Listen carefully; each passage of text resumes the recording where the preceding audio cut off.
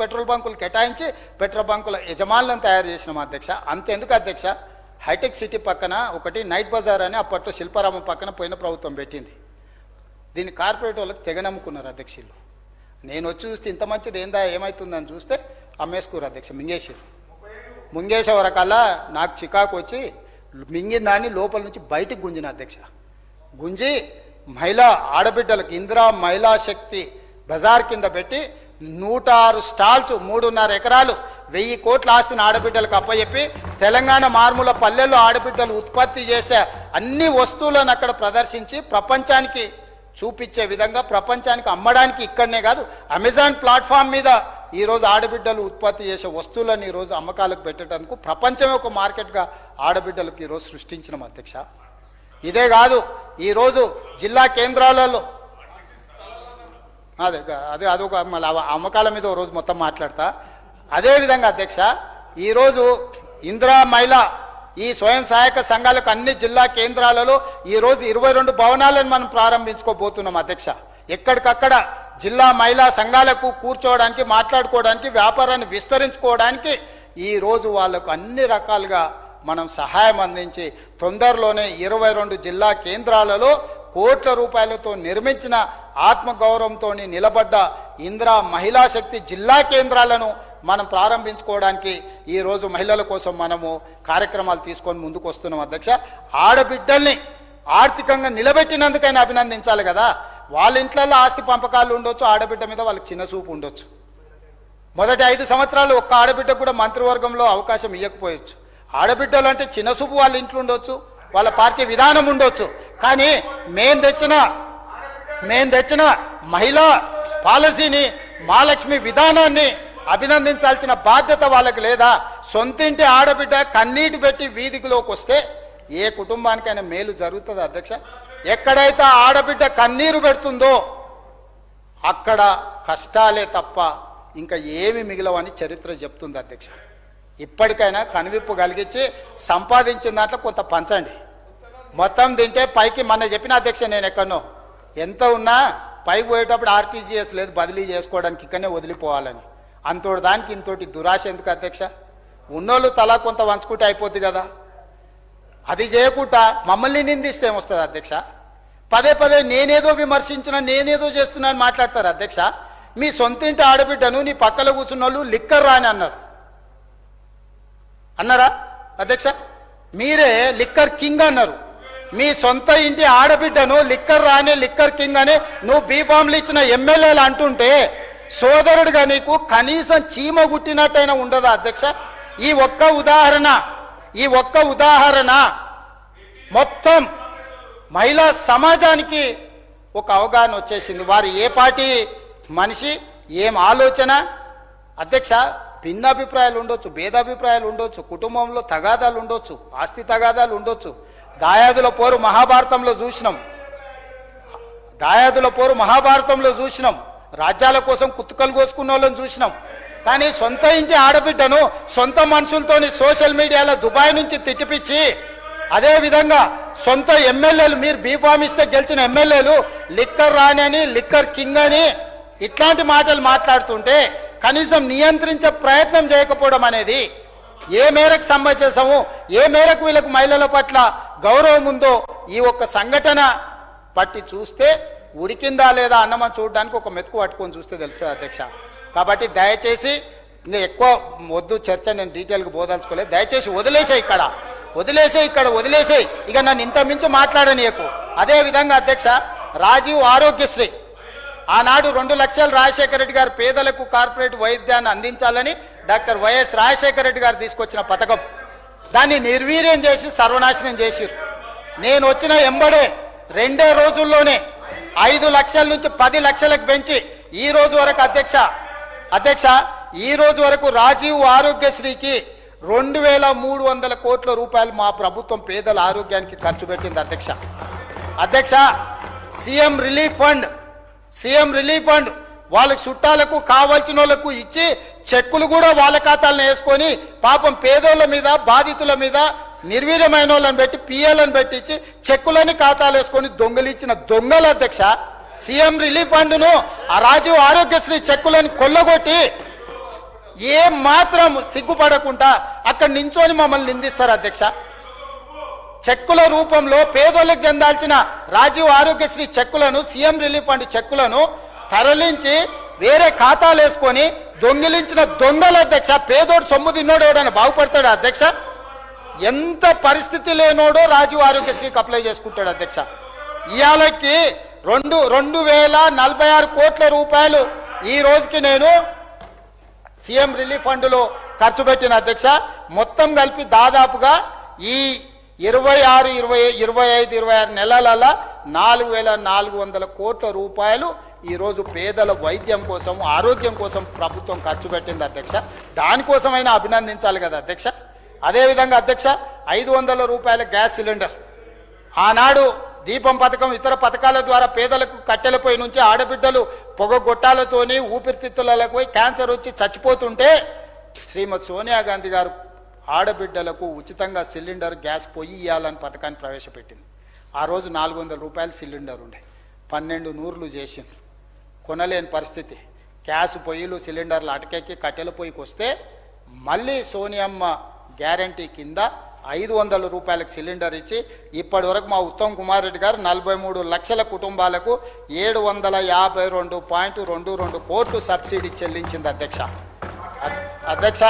అదేవిధంగా గృహజ్యోతి, ఫామ్ హౌజులు ఉన్నోళ్లకు, పెద్ద పెద్ద భూములు ఉన్నోళ్ళకు, భూస్వాములకే ఉచితం కాదు, పేదవాడి ఇంటుల్లో వెలుగులు చూడాలి, వాళ్ళ కళ్ళల్లో ఆనందం ఉండాలి అని గృహజ్యోతి 200 యూనిట్లు ఉచితంగా 52,96,000 పేద మధ్యతరగతి కుటుంబాలకు ఇప్పటి వరకు 3,097 కోట్ల రూపాయలు 200 యూనిట్లు ఉచిత కరెంటు కోసం ఈ రాష్ట్ర ప్రభుత్వం నిధులు ఖర్చు పెట్టింది అధ్యక్ష.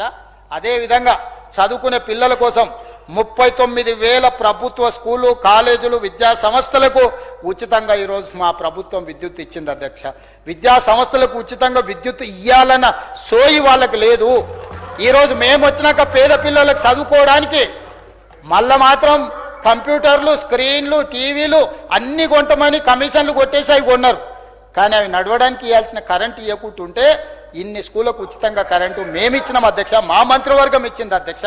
అదేవిధంగా ఇందిరమ్మ ఇండ్లు, డబుల్ బెడ్రూమ్ ఇండ్లు అన్నారు. ఏం మాట్లాడింది అధ్యక్ష ఆనాడు ఎలక్షన్ల ముందు?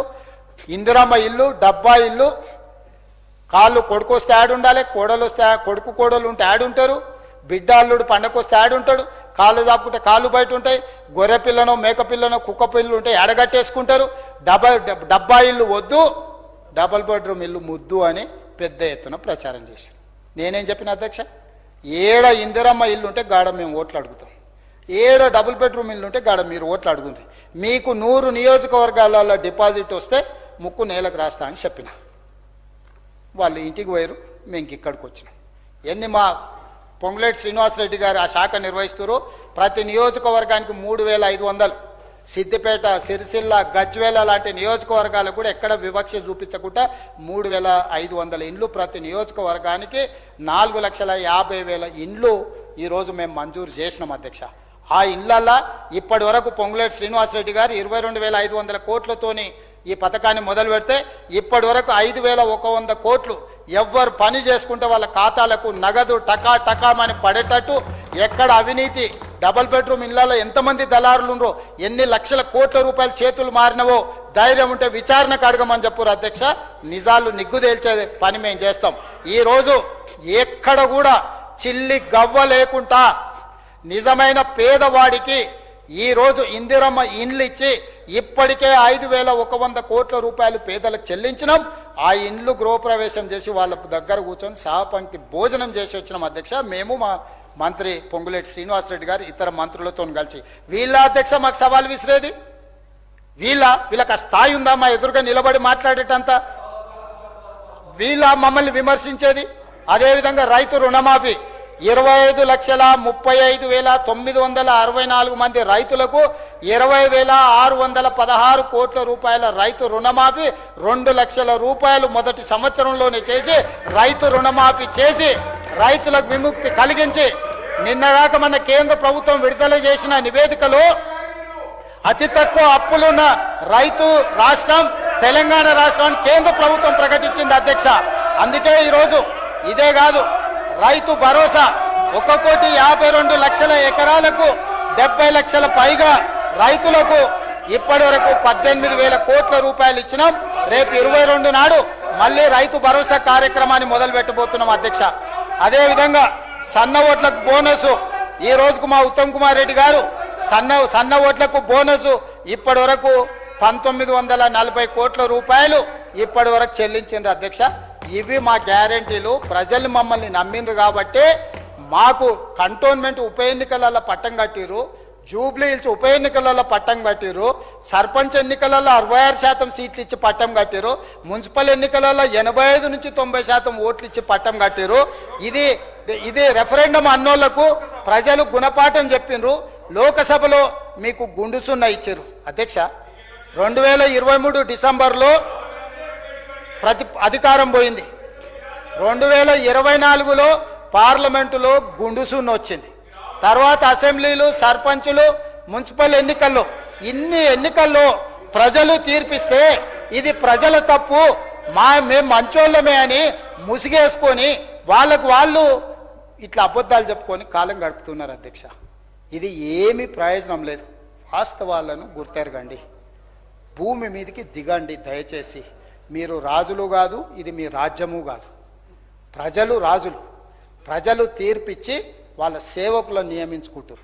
వాళ్ళకి సరైన విధంగా హామీలను అమలు చేసి గ్యారంటీలను అందిపుచ్చి నిరుద్యోగ యువతకు ఉద్యోగ ఉపాధి అవకాశాలు, విద్యార్థులకు చదువులు నాణ్యతతో కూడుకున్న, ఒకప్పుడు చదువే లేదు, ఈరోజు గ్రామాలకు చదువు వచ్చింది, కానీ ఆ చదువులో నాణ్యత లేదు, ఆ చదువులో నైపుణ్యం లేదు. నాణ్యత కలిగిన చదువు, నైపుణ్యంతో కూడుకున్న శిక్షణ ఈరోజు విద్యార్థులు ఆశిస్తారు. అందుకే నాణ్యతతో కూడుకున్న విద్య, బ్రేక్ఫాస్ట్తో పాటు ఉదయం బ్రేక్ఫాస్ట్, మధ్యాహ్నం లంచ్ కూడా ఇచ్చి నర్సరీ నుంచి 12th క్లాస్ వరకు తెలంగాణ ఎడ్యుకేషన్ పాలసీని అమెండ్ చేసి తద్వారా పేదలకు నాణ్యమైన విద్యను అందించాలని 12th పైన చదువుకునేటోళ్లకు వృత్తి నైపుణ్యాన్ని ఇచ్చి బ్లూ కాలర్ జాబులు క్రియేట్ చేయాలని. వైట్ కాలర్ జాబులు మొత్తం పోతాయి, ఏ సునామీలో కొట్టుకపోతారంటే ఈరోజు లక్షలాది మంది నిరుద్యోగ యువకులను బ్లూ కాలర్ జాబులు, బ్లూ కాలర్ అంటే మనకు ఫిట్టర్ కావచ్చు, ఎలక్ట్రీషియన్ కావచ్చు, ప్లంబర్ కావచ్చు, ఇలా చేతి వృత్తులతోని, అదేవిధంగా బ్యూటీ పార్లర్లు కావచ్చు, హెయిర్ కటింగ్ సెలూన్లు కావచ్చు, ఇలాంటి చేతి వృత్తి, కుల వృత్తి, వంటలు వచ్చి చేయదు అధ్యక్ష, మనుషులే చేయాలా, షెఫ్ అంటారు కదా. ఇట్లాంటివి ఎన్నో శిక్షణలు ఇచ్చి లక్షలాది రూపాయలు సంపాదించుకునే అవకాశం యువతకు కనిపించాలని ఈరోజు బ్లూ కాలర్ ఉద్యోగాలకు మా మంత్రివర్గం బ్రాండ్ అంబాసిడర్గా నిలబడాలని ఈరోజు మా ప్రయత్నం చేస్తున్నాం. ఆ ప్రయత్నాన్ని కూడా మీరు అభినందించకుండా మమ్మల్ని ఏదో విమర్శించాలని, గవర్నర్ గారిని అవమానించాలని వీళ్ళు ఈరోజు ఇట్లా ప్రయత్నం చేస్తారు అధ్యక్ష. రామాయణంలో మీకు తెలుసు, రావణాసురుడు సీతను ఎత్తుకపోయిన తర్వాత రాముడు ఎత్తుకుంటూ పోయి లంకకు చేరాలంటే వారధి కట్టాలన్నారు. వారధి కట్టడానికి సైన్యం కావాలి కదా. ఆనాడు వానరులందరూ కలిసి రాయి మోసి వారధి కడుతుంటే రాక్షసులు నవ్వుకున్నారంట. ఈ కోతులు చేసేదేంది, ఆ వారధి కట్టేది ఇలా బొంద ఇలా బోకి అని. వారధి కట్టిండు, రాముడు దాటిండు, రావణాసురుడు చచ్చిండు, సీతమ్మ వెనక్కి వచ్చింది. ఇవాళ కూడా మేము విజన్ డాక్యుమెంట్ తయారు చేస్తే అయినట్టే, ఫ్యూచర్ సిటీ అంటే బోగస్ సిటీ అని, లేకపోతే అదేంటి బ్యూటిఫికేషన్ అంటే లూటిఫికేషన్ అని ఇట్లా మాట్లాడే రాక్షసులందరికీ కూడా ఈ పాలసీ గుణపాఠం చెప్తుంది అధ్యక్ష. కళ్ళ ముందల చేసి చూపిస్తాం అధ్యక్ష, కళ్ళ ముందు చేసి చూపిస్తాం.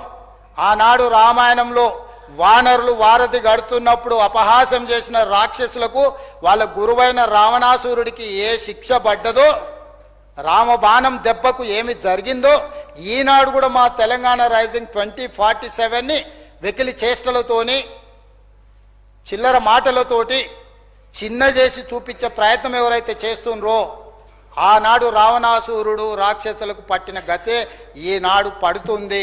2034కి ప్రణాళికలు వేసినాము. ఇంకా 8 సంవత్సరాలు మా చేతుల్లో ఉంది. 8 సంవత్సరాలు మొదటి విడతగా ప్రణాళికలు చేసినాము. 2029 ఎన్నికలు అనేది పాసింగ్ క్లౌడ్ మాత్రమే. ప్రజలు స్పష్టంగా నిర్ణయం తీసుకున్నారు. ఈ ప్రభుత్వమే, ఈ నాయకత్వమే, ఈ మంత్రివర్గమే 2034 వరకు కొనసాగుతుంది. ఈ విజన్ డాక్యుమెంట్ని అమలు చేస్తారు. తద్వారా $1 ట్రిలియన్